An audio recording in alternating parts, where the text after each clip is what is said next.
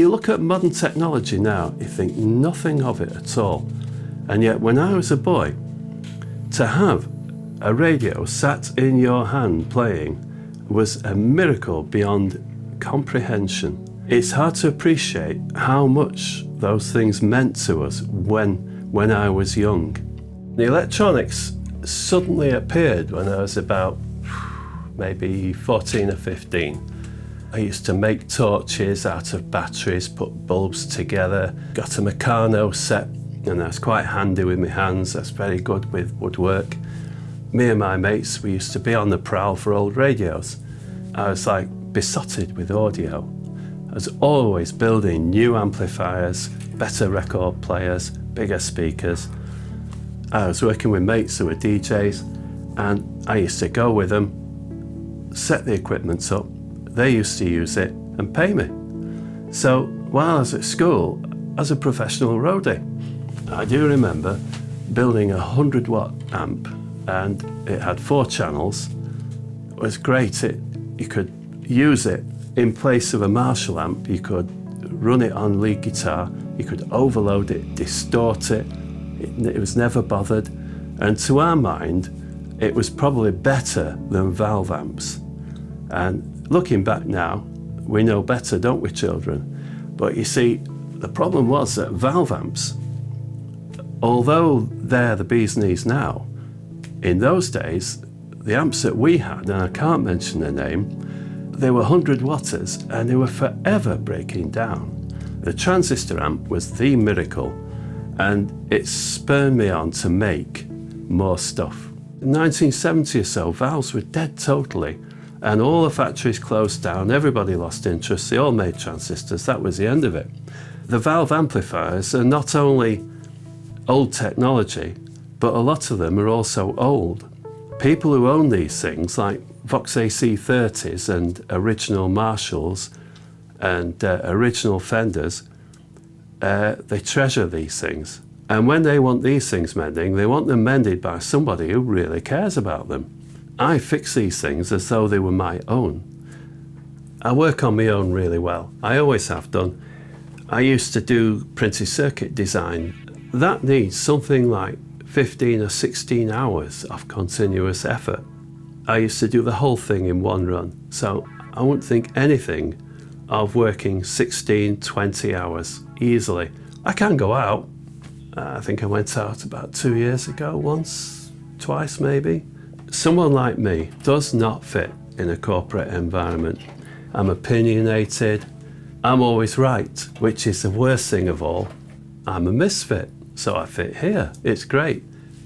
I've done repair work, building, designing, everything like that in my life. But repairs really is what I'm best at. A man will bring an amp in and give me a fault report. You have to diagnose that into technicalities. But usually I have to admit that my repair aim usually goes deeper than what the customer actually gives me. An amp is in fact a system. And a system, like everything, has a flow. So it's a matter of working out where the flow stops.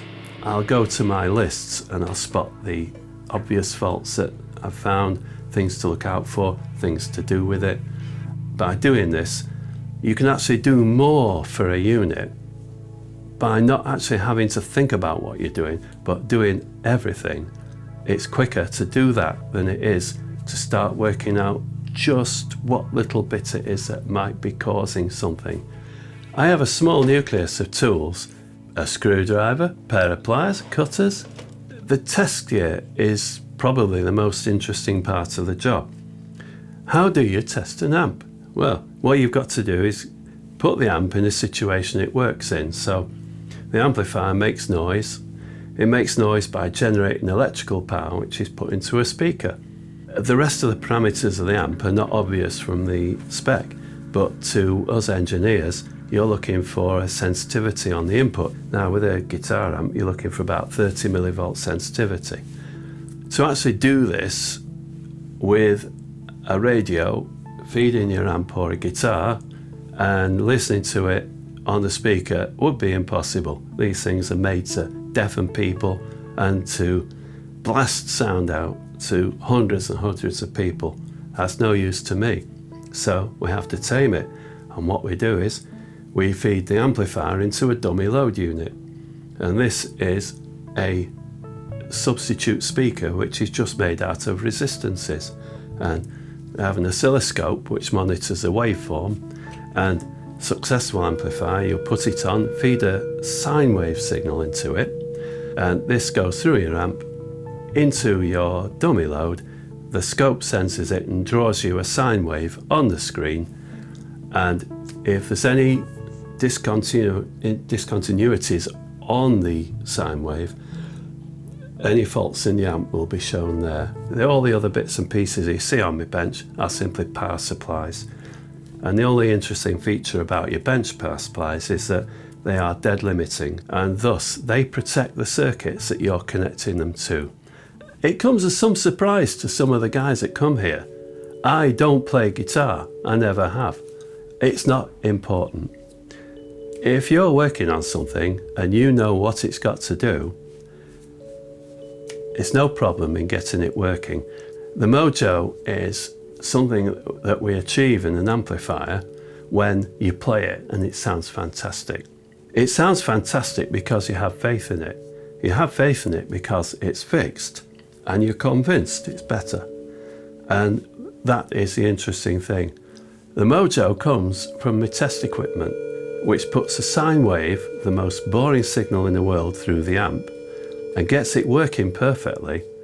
It doesn't need a guitarist to do that. They're all loons anyway, so they couldn't possibly fix an amp. So it doesn't matter, does it? It takes the lab rat like me to do it, and quite happy with it too. I have got so many spares, you just can't imagine. I mean, just the stuff in here is ridiculous. We've got racks of equipment here. I've got screws, nuts, bolts, transistors, resistors, capacitors of every type they ever invented. Test equipment behind me that most of it is which I've built. Racks for my tools. Manufacturers have a fixation with bringing out a new product every year of every type of thing that they do. It's almost impossible to keep up with. Another side of my job is keeping track of the paperwork. And I have filing cabinets just full of circuit diagrams, thousands of them. A guitarist plays on confidence.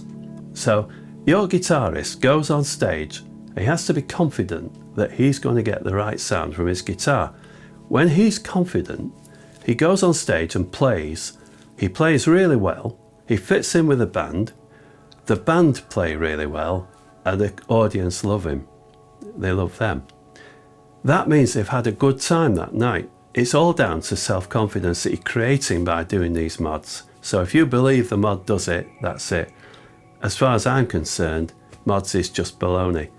Everyone talks about the different valves. That's rubbish too. The valves are a technical piece of equipment. They are just voltage to current translators, and the valves do not have a sound, although everybody believes they do. And if everybody believes they do, well, clearly they do. You understand that? Although I know that they don't, it doesn't matter. I don't actually mod the sound of the amps unless there's some unusual detail that I feel needs addressing. When I do mods on Fenders and things, everything is to do with reliability. It's mods to keep the thing working. It doesn't affect the tone. That's something you have to consider, that the tone is the important issue here. The blokes that come down here, they astound me with their talent. I just can't believe how they can get sounds like they get. I had Vinny down the other day. What happened was he brought 4 different types of amps. He plugged into one and immediately he was Mr. Clean, doing these fantastic things that sounded like a 12-string chord cutting your ears. Next minute, he's Mr. Crazy, rock and roll man. He's buzzing that stupid Marshall, making it speak like some sort of alien beast. It's unbelievable what those guys can do. And I like to think that I've made their lives better by making the tools that they use. I do elbows amps. Guy Garvey doesn't know. Hi, Guy. I'm Roland. Yes, I'm the man that does your amps. The reason for this is simple. He's there running his band. He has no idea how to fix amps and he's not interested. His roadies are all old mates of mine and they get me to mend the amps for him. All the bands have a following. People that follow them around, managers, lads that help them carry the gear. They're important, you know. You're all proud of what the band do. When that band gets on stage and plays, they're creating emotion, they're creating happiness. I go on the Facebook forums, and if there's guys that have a technical problem with their amp, a lot of them can build an entire amplifier, but don't have enough technical knowledge about how it works. So when things go wrong with it, they're actually stymied, even though they built the amp. And a smarmy, smart aleck like me can just pop in there and say, oh, you know, you've got the wrong grid 2 resistors, or, you know, you've wired it wrong there, and they're away. Having a thing working is only a question away. Guys helped me when I was young, and that creates the feeling that really you should be helping them when they're young. I'll never stop. There's only one thing that'll stop me, and we all know what that is, don't we? My back's giving so much trouble now that we have to have the hoist here that picks the amps up. I've had to promise the neurosurgeon I won't pick an amp up off the floor. My idea of nirvana really is I do the last amp, catch my finger on it, I've gone, you know? But, you know, I'm the man that saw Tommy Cooper die on stage. He just went on, his health was terrible, and he worked to the death. And if you do that, you've achieved something.